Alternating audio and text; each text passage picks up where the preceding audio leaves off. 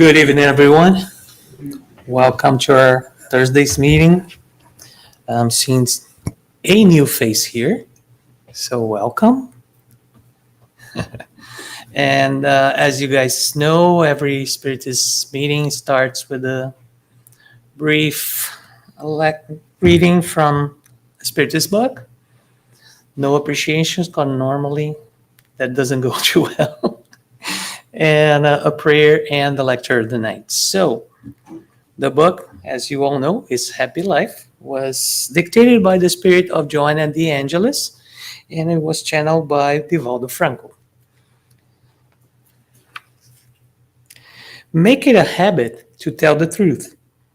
The white lie habit, it's a gateway to more serious ones, pushing you toward the quagmire of libel and slander. A single spark produces the same blaze as the crackling flame. Major crimes begin with the misdemeanor overlooked by justice, which make for a more severe offense. Be morally demanding of yourself. Don't climb into the boat of general conventions. Every person must answer for him or herself, and each deed leaves a mark on the conscience. Don't stop being yourself as you morally progress. That just remind me something that is on the internet, that what is right is right. It doesn't matter if that's just one person's doing it, and what is wrong is wrong. It doesn't matter if all the other ones are doing it. So we know the compass, just follow through. Also, if you do have your cell phones on, please put it on silent. I swear to you that the word's going to be in the same place when we leave from here, so we're not going to need it for the next roughly an hour. So that's it. Let's pray.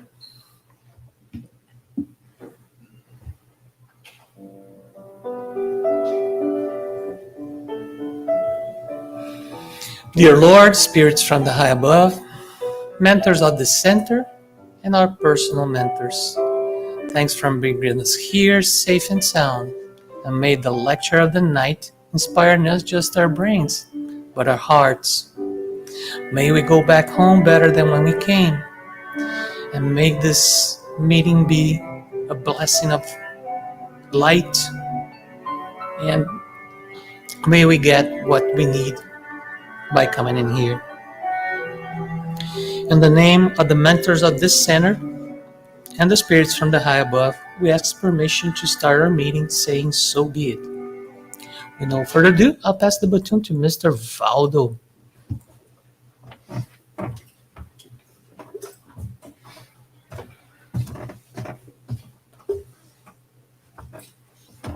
Good evening, everyone.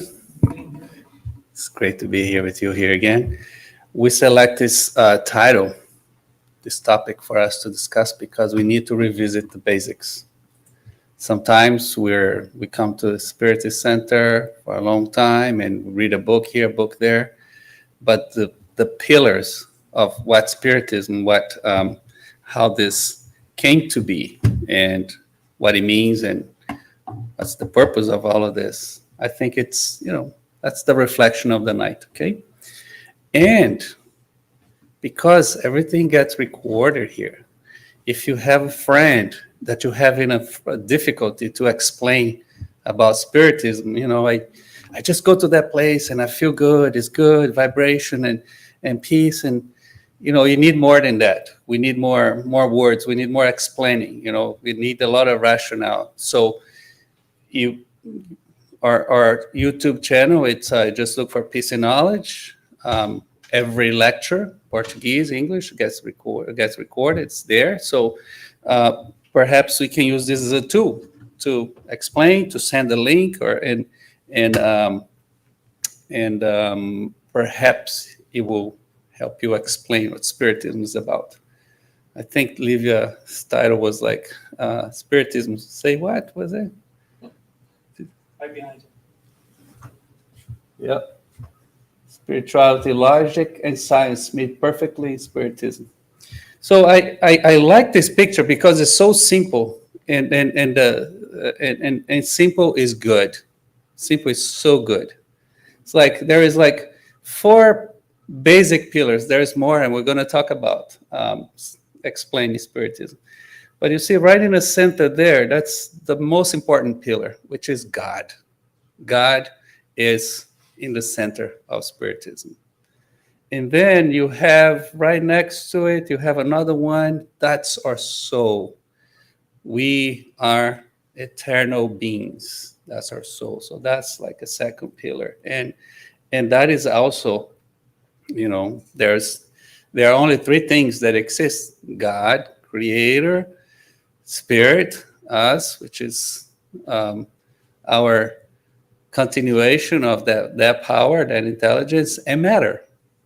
And with that intelligence, with that matter, we create so much. Everything that we have created, everything that we see, we can touch, and and everything that's matter, it has a lot of intelligence invested in it. That intelligence comes straight from the creator. And the other pillar is the plurality of our existence, because of we are immortal beings, spirits, but we are created simple and lacking knowledge, or ignorance, if you like. And we need to have many, many existences. We have to have many, many trials, and for us to perfect. And the last pillar, it's our constant progress. It's our path to perfection. One day we will be all enjoying a path of perfection and closer to the greater intelligence. And until then, it's our journey. You can interrupt me, ask me questions. I thought this was already set up towards the end of talk a little bit about the U.S. Spiritist Federation. It has a lot of resources there. There's books, there's information.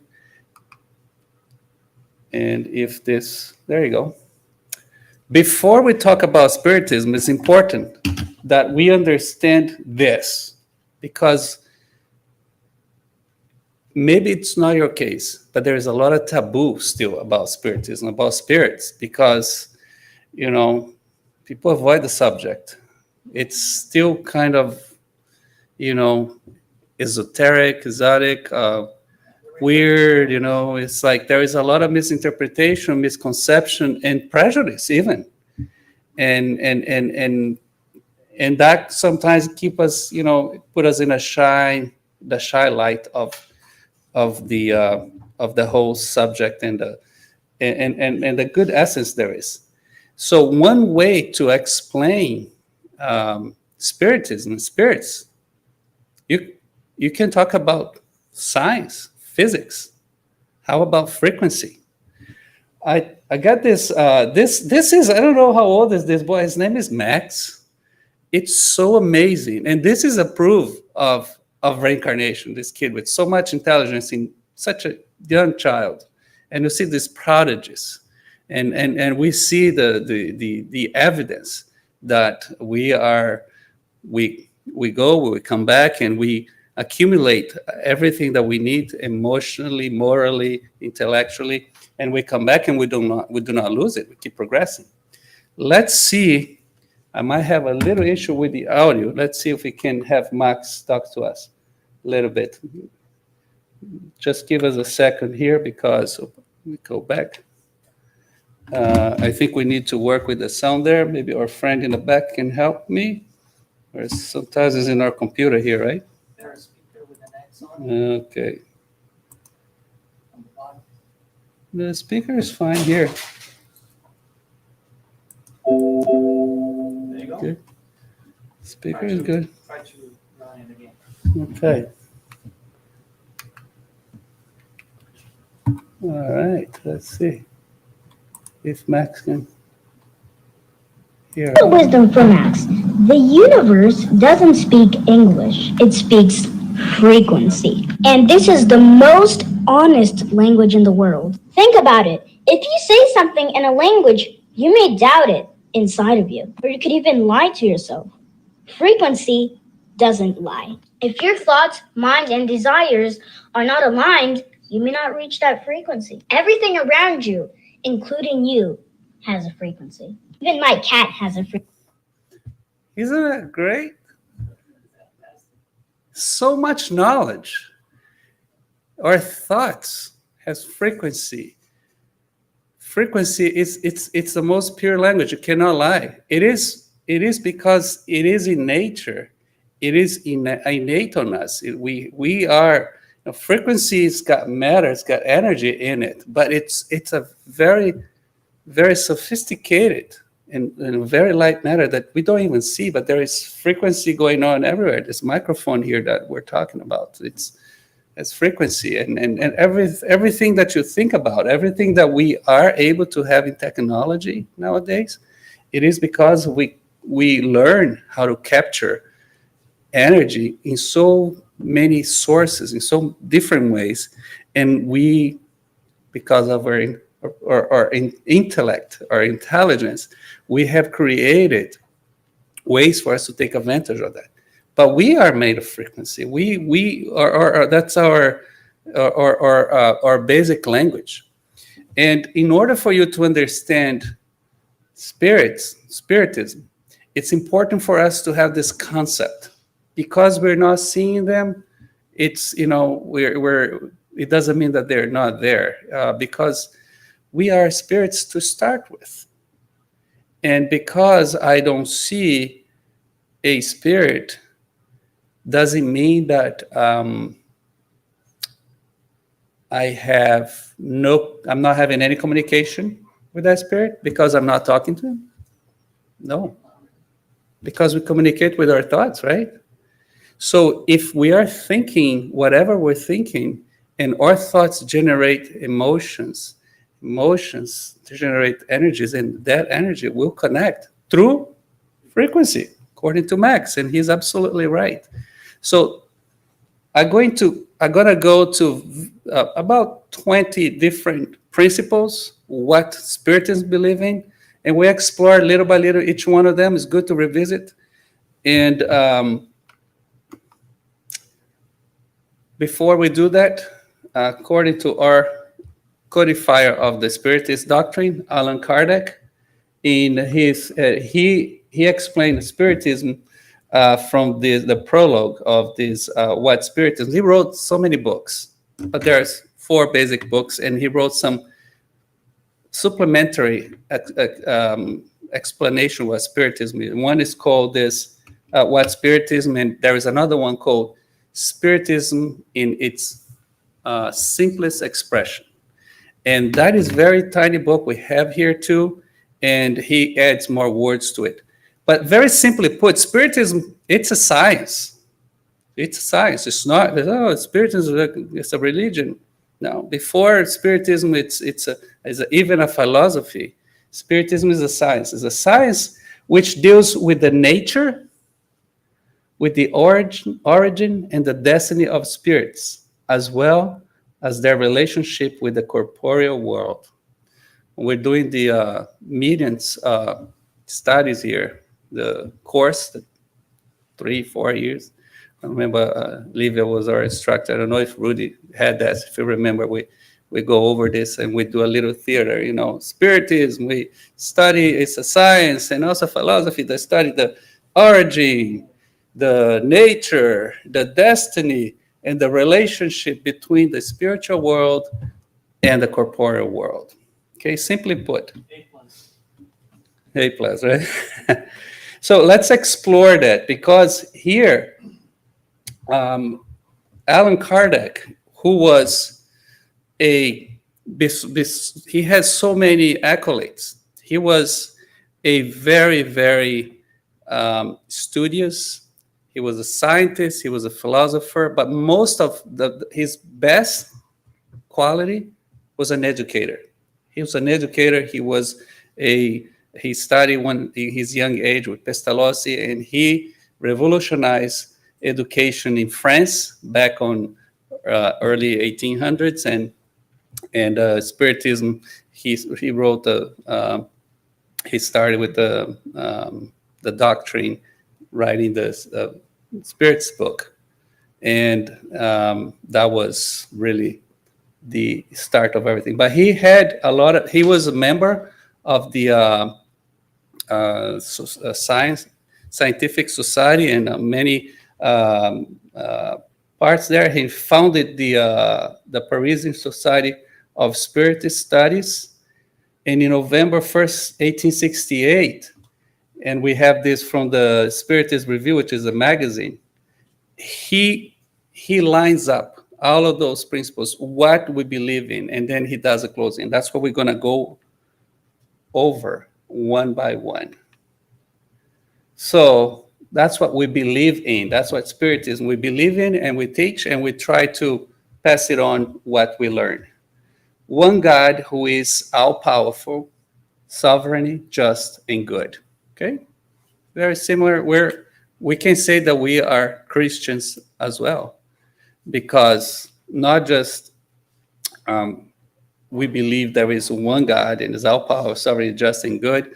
In question of the Spirit's book 625, there is Allan Kardec asks, to the superior spirits, is there like a guide, a motto? Is there, how does this evolution, this path to perfection work? Is there some guideline? Is there something we can use to follow? And the answer is very short. Yes, just look up to Jesus. Jesus is the motto and the guide.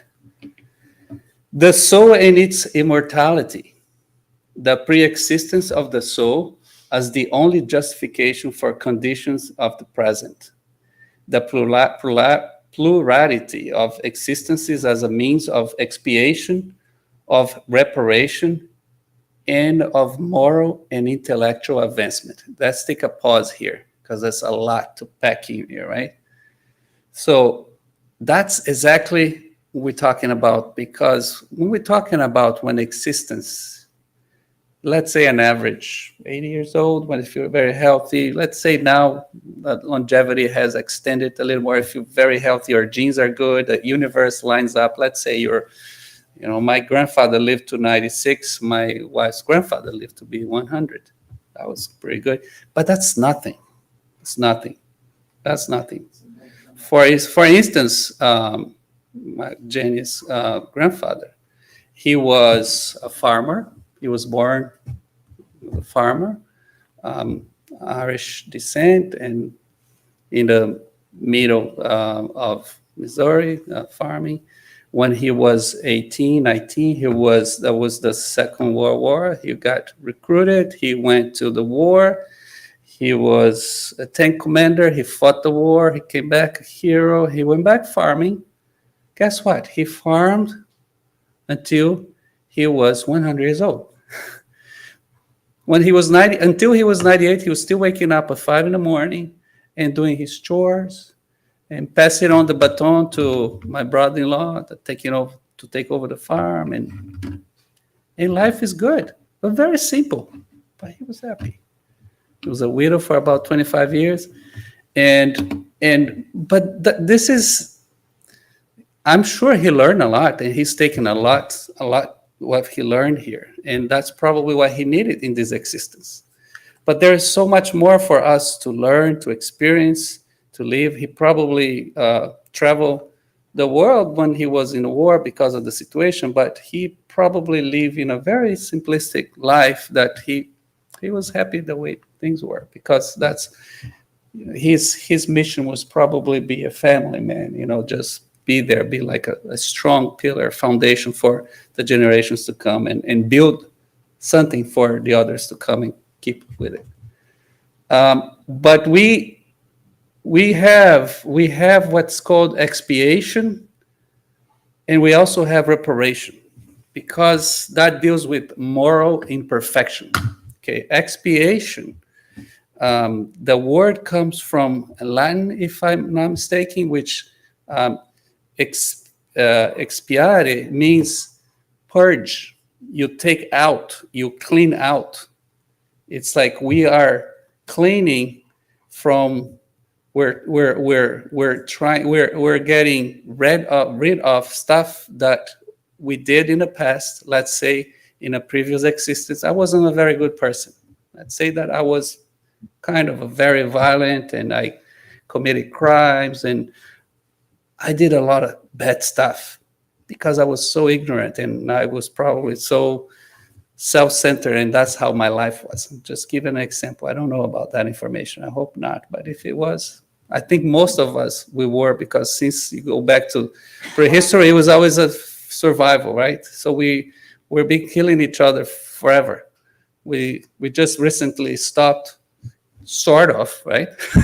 Sort of. In parts of the world, we still live very in a primitive era. And that's how, pride, selfishness, the sense of preservation, the fear is still there, and people keep, keep killing ourselves. But as we move on, we all have our own identity. We all have our own, regardless of what we do collectively, our existence, it depends only on us. It doesn't matter if, everybody in my family or my circle of friends are doing things this way and they're doing good for them, but whatever I'm doing, I'm responsible for it. I'll be accounted for it, because remember, we as an eternal being.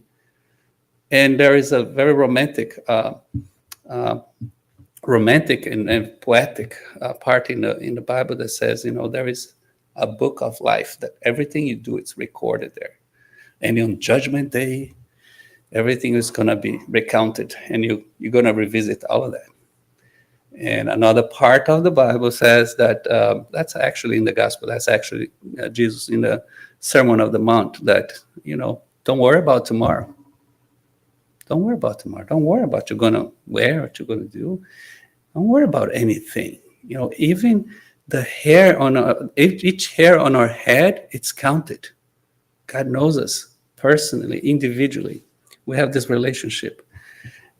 So we have the expiation and we have reparation. So we come, and that's why sometimes we come and we have more hardship, because when we go to the spiritual world, we learn and we revisit everything. He says, yes, in retrospect, I could have done things differently. Maybe when I have another opportunity, instead of living in this region, instead of, if I can, probably I can live here, be, not have too much material, too much wealth, less wealth. Let me just be a hard worker, or, have a simpler life and not be in contact with everything I have.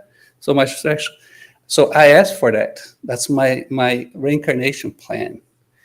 And reparation is actually, like the word says, we repair. It's like, if I have a conscience that I did something wrong, okay, I'm in position to do better now. I wronged you, okay. Maybe I wronged you so bad in the other life, now you come as my son. And I will treat you as a king, and and I'm gonna work for you, and I'm gonna make sure that you're happy in this life, because deep inside that relationship that we create, whatever bonds we had, it doesn't go away. We need to expiate and we need to repair, because just like it says, the universe aligns, not by itself. We align with the universe. There is no math that is incorrect in the math of the world, in the math of the laws of nature, in the math of God. Everything closes out. So at the end, we need to close out everything. And that's what it is, part of our moral and intellectual advancement. Does it make sense? It's a lot to unpack, right? For just this. But this is the heart. This is the heart of Spiritism. Because in our path to find perfection, it's not like you need to be, or struggle. It's not to be perfect. Because that's going to be a consequence of everything we do. That's just going to be a consequence. Our struggle and our goal is to be aware of our imperfections and work on it every day. And as much as I work with the negatives, if I start canceling out negatives, what happens? I don't have as much negatives, right? I start cutting that out. I start edging that out, and I I can have more peace, and I can I can focus in what I need to focus. The perfectibility of even the most imperfect beings and the growing happiness that corresponds to the process of perfection. That's exactly it. No one, this is the law of justice. No one of us, no one of us, it's receives more than others. We all equals. What the difference between, well, how come everybody's different? That's a fair question. Well, if we're all equal, we're not really equal. Look at the mess this world is. Again, if you look at this, you have to go on top of the mountain and look to have a broader view. You cannot just look very linear from the bottom of the mountain looking up. It's the opposite. You have to go on top of the mountain and look. You have a broader view, so you have to see the whole forest. We are living different individual journeys. But at the beginning, we were all the same from scratch. God is just like we said. One God who is powerful, sovereignly just, and good. So that's the balances for us to reach perfection. And so as we need to grow, some of us we're going to go faster. Some of us was going to do like in quantum physics, right? It's just like you cannot even explain in regular physics. You need to use quantum because you did so much in that existence. Just like I used the example of Mother Teresa, right? Calcutta, Mother Teresa. She was. Nobody has any doubt that she's an enlightened spirit, right? And she was, in her previous existences, she was always pursuing having a life like being a disciple of Jesus, a follower of Jesus, a true disciple of Jesus. But I watched her documentary a couple of times. It comes to a point that she starts to doubt if she's really living a life that is worth what she's been seeking to be in. She was a teacher in a very privileged school. And she would look at the window, there was people starving, children undressed, and violence, and people dying. And she was in that privileged situation. She was teaching Christianity. She was teaching, she was giving education to young girls. It comes to a point she says, I need to do something about it. And she opens up and she says that she was actually, Jesus was talking to her. He says, you have to get out of those walls. You have to be out there. Just like he says, go feed my flock, right? That's what Jesus says to his disciples, to Peter. If you love me, go take care of my flock. Anything that you do for these little ones, you're doing for me.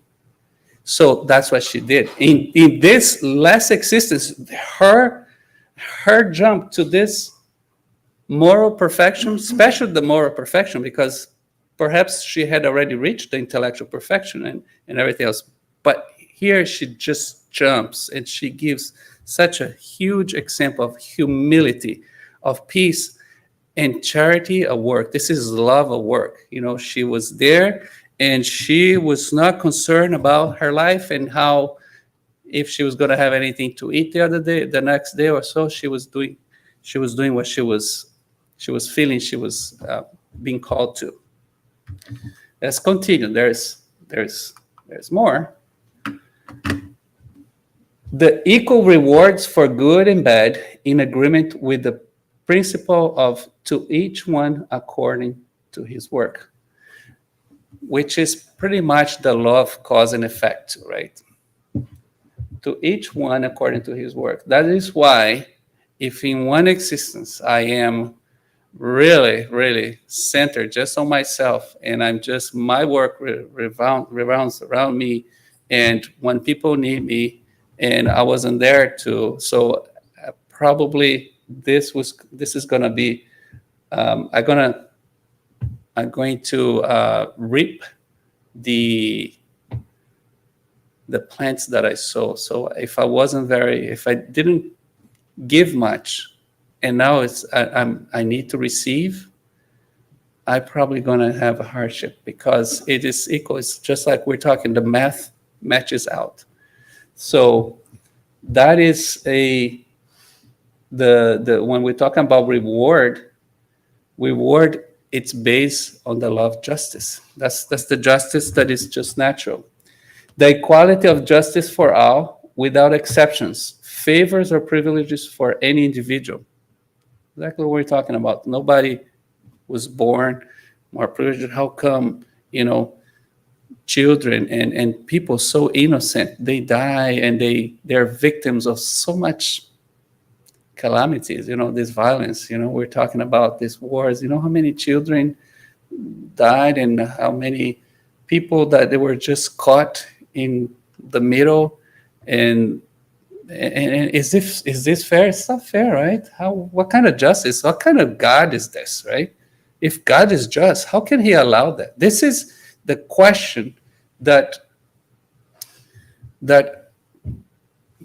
blocks most people, not just to believe in God, because God is it cannot be a blind faith, and that's what Spiritism is. It's what it says here: spirituality, logic, and science, all of that, and everything has a cause. So whatever happens to all of this, these victims of this violence that's going on, there is a cause, and there is nothing happens by accident. We all have our destinies. We don't know what's going to happen to us tomorrow. 7, 8 years ago, I was having dinner, and I had a heart episode. I had a sudden cardiac arrest, and I was pretty much dead for about 13, 14 minutes until paramedics came. They shocked my heart. They took me to the hospital, and I survived. But that could be my last day here on earth. We never know. But because life goes on and continues, this is the path of progress. Whatever happens to us, it is part of our progress. It is part of our evolution. And nothing will go unpunished. Nothing will go without. There is no evil that is going to have always the strong hand. In fact, evil is just like the black holes, right? You look at the black holes, if you know anything about, I don't know much about physics, but I know that there is a bad creature out there in space called the black holes, and it eats stars. But guess what? Those stars, they're dying anyway. That's why they're vulnerable. It's like a vacuum system that's there. Not everything has its purpose. That's the point. In the black hole is not the bad guy. If there is a purpose. That's probably why there is balance in the universe. Imagine, we have no idea what's out there. I can hardly take care of my garage on the weekends. I get swallowed by the mess I have in my garage. Let's continue. You guys doing okay so far? All right. The duration of atonement being limited or determined by the degree of one's development and or knowledge. See the word atonement? Atonement is exactly what we're talking before here when we talk about expiation and reparation. That is the same as our atonement. Atonement is this, it's the struggle we have to go through. It's the challenges. It's when the tough gets tough, the tough gets going, something like this. Yeah. When things get tough, the tough gets going. Is that Tim? How do you say that? Going gets tough, tough gets going. When the going gets tough, the tough gets going. There you go. That's atonement, because we are evolving. We need that. We need that. If we wasn't for the dinosaurs and the tigers and the bears, everything that came after us when we're back on the cave ages, guess what? Life was good inside of that cave. It was warm and nice, and we could just go for a water and get a little whatever, but we needed to get moving. we needed to be challenged. We are challenged with our struggles every day, and that's part of the atonement. And that's the development of knowledge. The free will of a man, which always allows him to choose between good and bad. There he goes. We have free will. We're not machines. We're not machines. And this is, at least for me, is the most evident proof of God and his love and his justice towards us. Because we can do anything we want. We have free. We were free, regardless of the environment. We are born free. We have this free of choice, and we make our own destiny. And that is, if God is all powerful, all sovereign, and it's the creator of everything, and he in our journey is to reach perfection. Why didn't he make things a little easy for us? Okay, instead of going through 1,000 years of born and reborn again and try it again and go through the struggles, let's go to give us about 10 lives and just give us take away all of this, let's call it take away all the garbage that we have to deal with, and let's go, God, let's party, right? Let's party, let's have a party. That is our nature of being comfortable and being pretty much selfish. That's the selfishness that exists in us. Because if at the end of the day, we're going to grow in so much intelligence when we're in that level of perfection. We have intelligence in so many ways, morally, emotionally, spiritually, intellectually. We'll be able to go to different galaxies, and we'll be able to do so much and help another. We're going to experience real equality. We're going to experience real love, because now we all have love. We feel love. We give, we receive, but we don't experience like align with the universe. It's 8 billion people in this world, this earth. And if you count the people that you have tremendous love for, you're gonna count in your hands. Out of 8 billion, once we get to the level of perfection, that sentiment of love, of that sentiment of just everything that you breathe and you think, it's pure love and it's pure perfection, it's equal to all 8 billion or trillion, whatever amount it is. You guys following? It's confusing. What are we talking about? Annabella, what we're talking about, What are we talking about here? Well, we're basically talking about how we have the choice to choose between the good and the bad, and how that can also influence us. Excellent. See? Annabella, she can come here and give us a lecture sometime. We are revisiting the basics and these principles that Allan Kardec was explaining what Spiritism is, what we believe in. So we believe in this, and he breaks it down. He continues. The continuity that links the visible world to the invisible world. The solidarity that reunites individuals, both incarnate and discarnate, in their past, present, and future. Wouldn't that be great if at least, let's just put 3 generations, because it could be 10 generations. If you could have a relationship with your great grandfather, grandmother, and your grandfather, your grandmother, and let's say that your parents also pass, and they're all living in the spiritual world, and here you are, you just have memories, and that's it, pretty much. There's no communication. We go by our day until comes our day, and then we go, and then it keeps going. What if it was different? What if we're just like we pick up the phone, and this will happen. This is coming when we're ready. We're not ready yet. We're still very primitive. We're still getting the layers of the onions out of us. But hey, pick up the phone. my father passed 2016, and my mom passed 2 years ago. And I pick up the phone. Hey, Dad, what's going on? Yeah, yeah. Can we conference with Mom? Yeah, no, just a second. It's conference.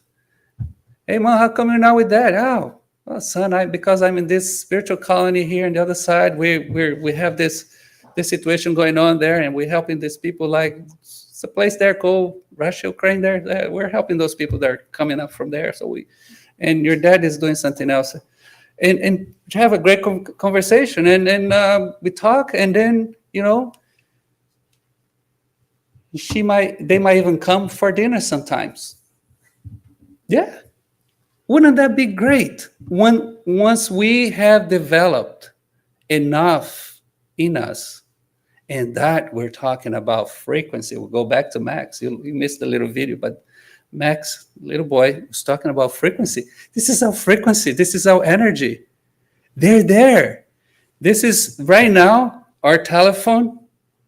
It's not possible. So once we go to sleep, and it's still very primitive, because even in our dreams, when we have this, our spirit gets free, and we can go places, and we can meet people. And I have met my dad about 2 or 3 times. I haven't met my mom yet, but my dad, yeah, maybe he communicates in a different level. Maybe he's with the same energy level. My mom probably, she's in a different area.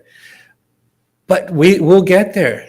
And that's what Spiritism is about. We not just believe in that. We know for a fact that's a science. There is proof and evidence and everything. And at one point, we're going to be able to do all of this, past, present, and future.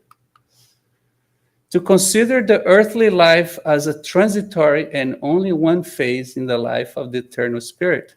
To accept trials with courage, foreseeing a future much more pleasant than the present. To practice charity in the most inclusive sense of the word, through thoughts, words, and actions. To make daily efforts to becoming a better than the day before, gradually eradicating imperfections of the soul. Right? That's how it's like we're conspiring. If we don't just believe in all of those principles of the Spiritist doctrine, and we put that into practice, we study. That's why there's lots of books. We need to study. We need to have this knowledge floating inside of us, and we need to revisit. We're having a bad day. Remember that book of message? I think you just read a little message book.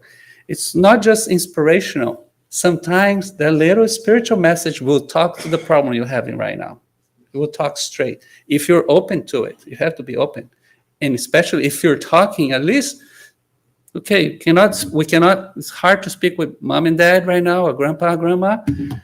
How about your spiritual mentor, your spiritual friend? They're there.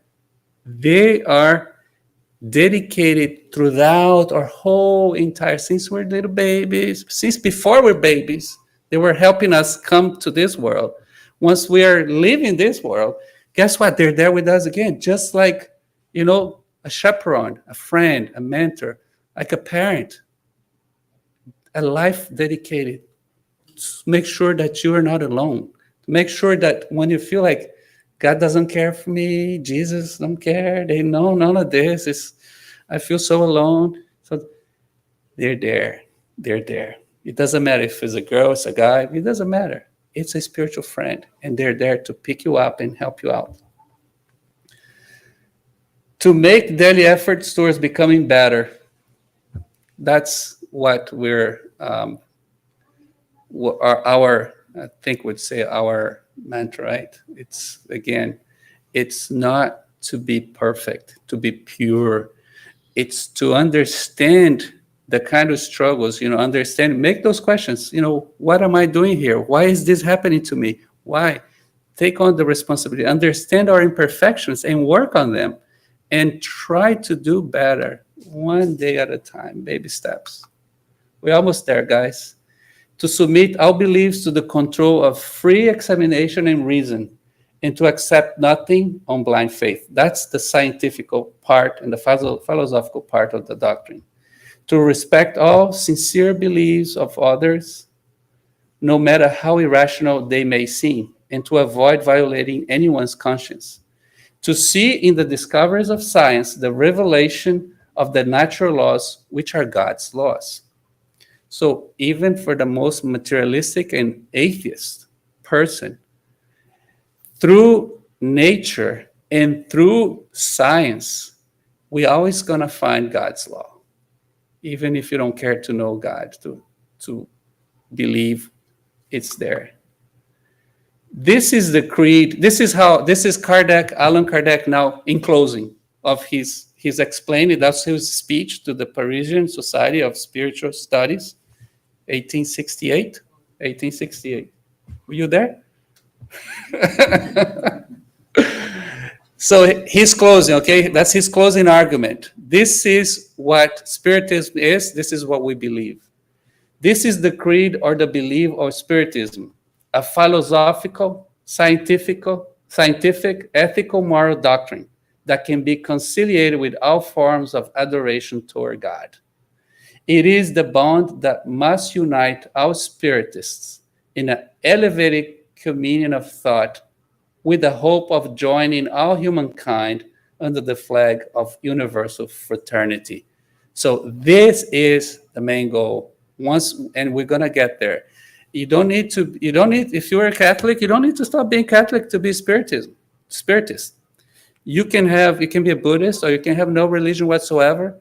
It's not the religion that makes us. It's not. When we free ourselves with knowledge, we don't free ourselves with blind faith. When things, logic, everything, spirituality is logic, it's common sense. These are the 5 books of the codification. This is a web page from the United States Spiritist Federation. I cannot encourage you more to go visit, because they talk, everything we're talking about, they have all kinds of resources. There is even an AI spirit assistance, as you can see here, can help out. There is everything that you need to know about Spiritist Center, Spiritism, events, Allan Kardec, it's there. And all of these books are one teaching after the other. And since Jesus is our model and guide, we are Christians, and we are not a religion.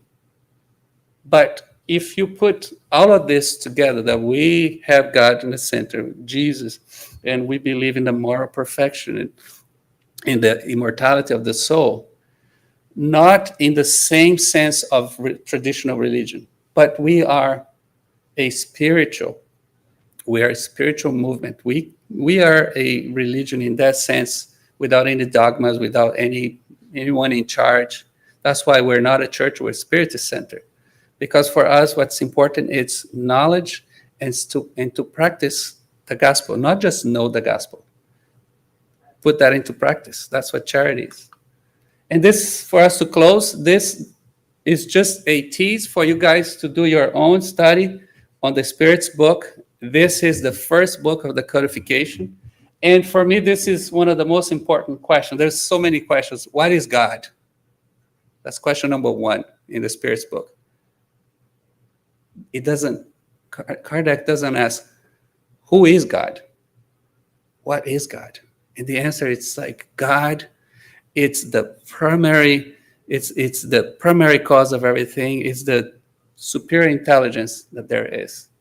In question 132, and there are 1,019 questions, okay? And the book is separated in 4 parts. This is a schooling, an education for our spirit, for our mind, and for emotions. It's fantastic. What is the purpose of the incarnation of spirits? God imposes incarnation for the purpose of leading spirits to perfection. We talked about that. For some, it is an expiation. Everybody knows what an expiation is about, right? For others, a mission. We didn't talk about mission before, because mission is when we are elevated enough that we already went through our expiation. So once we are moving on and taking the steps towards getting more perfect, more morally. We graduated from all of this, the expiations and the reparations that we have to do. Now we can be missionaries. Missionaries in the spiritual sense of our, what is the purpose of my existence right now? And if you find yourself, everything is beautiful, I'm so happy, everything, there is nothing there. You imagine that you are the most happy person in the world. Guess what? You are a missionary that is missing a mission, a missionary without a mission. That's what your spirit should be seeking. Because, again, it always goes back to our model and guide. Who's our model and guide? Jesus. He says, and he's the most pure spirit that ever touched earth. What does he say? And that I'm calling into this, the missionary part here. Whomever wants to follow me, and when he says follow me means if you want to be perfect like me, look where I was born. I was born dirt poor with the animals. I had the death of the thieves in a cross. But guess what? I won this world. This was nothing. It was hard, but it was nothing. Now, you want to follow me? Take up your cross and follow me. That's the mission. Once we are open enough to do that, we keep going. And the going gets tough, the tough gets going. However, in order to reach this perfection, they must undergo to all the vicissitudes. Vicissitudes is all the struggle. It's another word for struggle. All the struggles of corporal existence. Therein lies their expiation. Incarnation has a further objective.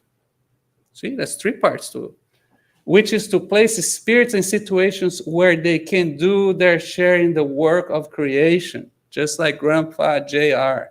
His work in creation. He was a simple farmer boy that, guess what? He was called to a war that it wasn't his war, but he was called for, and guess what? He was courageous. He went there. He could have had given his life there. He went for his country.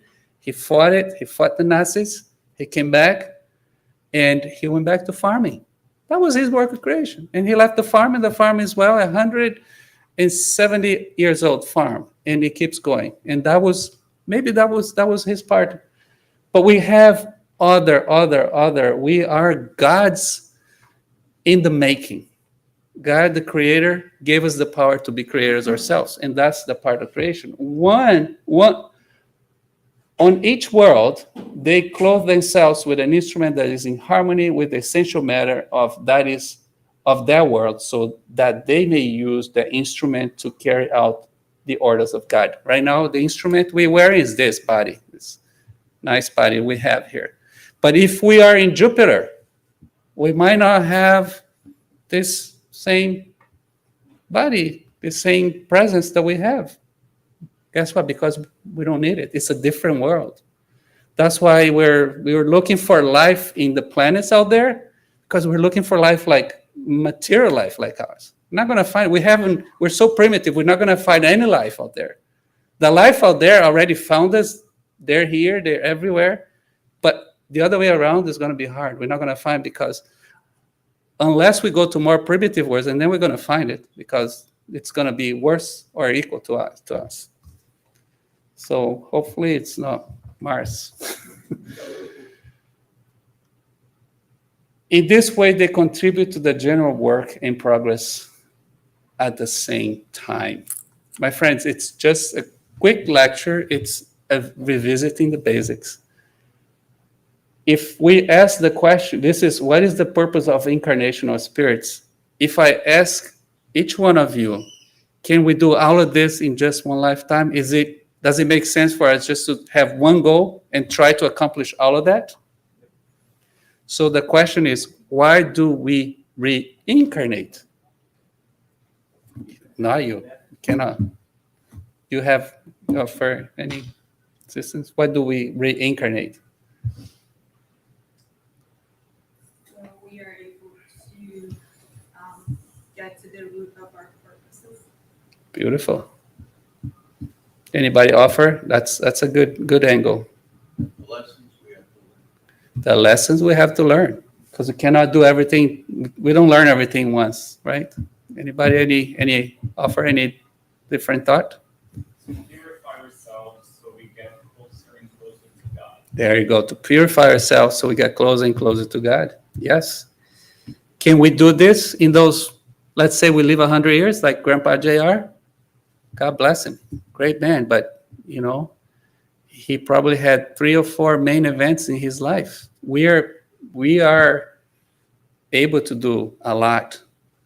So, my friends, may you be so interested in learning more about Spiritism, because we've been over a decade studying, but it's so rich. There is so much just with the Spirit's book, and we're not against you reading the Bible. I read the Bible. I love the gospel. I go back and forth, and I have my Spirit's book. I have my wife. It's evangelical. We go to church, and everything works together. Like we say before, we not just respect other religions, but we take what's most the essence. If you can help, we help. If we cannot help, we listen and we learn, and we can share when we are able to share. God bless you. And we're going to do the 5 minutes vibration. You do that? Thank you.